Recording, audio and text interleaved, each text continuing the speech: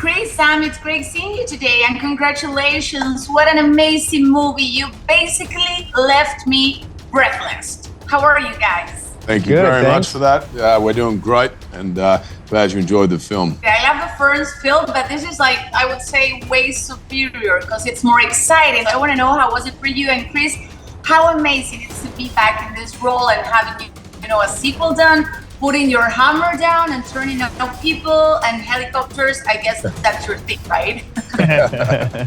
It was, an incredible opportunity. We'd made the first film, and the character was supposed to be finished and done and dusted. There was never any plans for a sequel. Then the audience response was so huge that it was our duty to step up and recreate or create another journey for the character. But I think what we were most excited about is elevating the action, coming at it with all the things we'd learned from the first time round and what the audience appreciated, expanding upon that. But the emotional component to the story, as you mentioned, was, I think, what really makes the film separate itself from the first film and other action films. There's a very strong resonant and a heartbeat at the center of this that I think is relatable for people, and it in turn complements the action. The action means something then because you empathize with the characters and what's going on screen. But again, it was just such an amazing opportunity, and we're incredibly proud of the film and can't wait for people to see it. Come on, Sam. Can I say this? You are basically insane. That 20-minute thought sequence, how is that possible? How much time did it take you to rehearse that epic scene? Let's tell the people, there are no cuts, basically. It's continuous action, right? Yeah, I take that as a compliment. Thank you. It takes a lot of time, a lot of energy, and a lot of cooperation between departments, but I think it's not possible to even conceive of something like that unless you have someone in front of camera who can handle all that action and in such a way that, blows people's minds. Because if you were, trying to hide stunt doubles all the time or shooting it really tight, you wouldn't be able to have that immersive experience where the camera's a little bit wider and, it's handheld and following these characters through their actions. But it's only because of the training and hard work and skills that, Chris Hemsworth has that I am able to shoot the film how I want to. I'm not forced into decisions based on his inadequacies. So hats off to him. It allows me to be creative and give you guys something exciting. That was amazing. And Chris, I remember you telling me previously that you like feeling the risk and getting out of your comfort zone. So I would ask, how did Extraction 2 take you out of your comfort zone? Could you tell me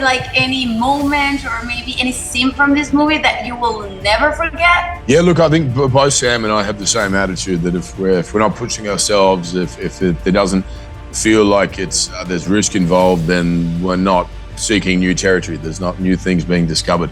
And so the more challenging it was and the more immersive it felt, it had the energy that we were getting something that was going to surprise an audience.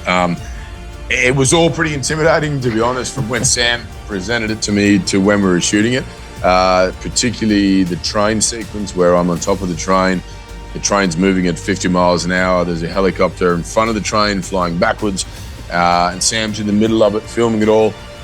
That was as exhilarating as it was nerve-wracking, but it's certainly something that on screen there's a visceral energy to it. The adrenaline, the fear, the exhaustion, all of that is real, truthful, and that's what an audience responds to. So, all the pain and suffering was worth it. And I want to know, would you let this time your children's friends watch this movie? Because I remember when talking for Tor, you basically said he made fun of you. So I want to know, are they allowed to see Extraction 2 this time?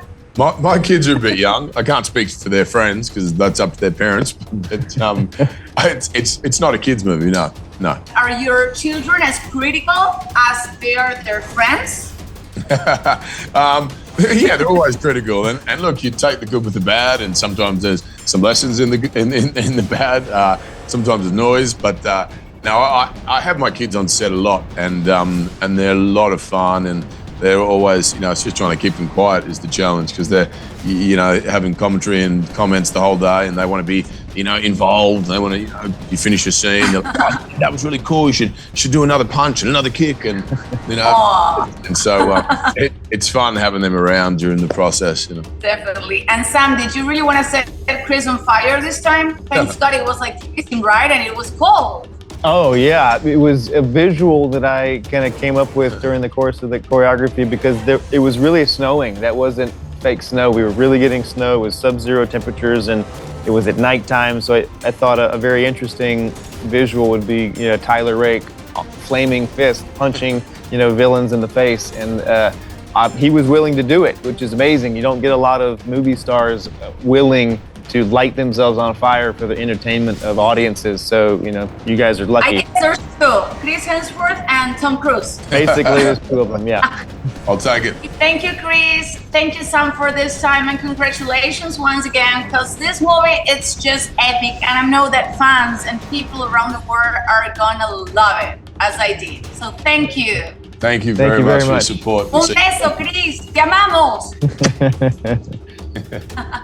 Ciao. Ciao.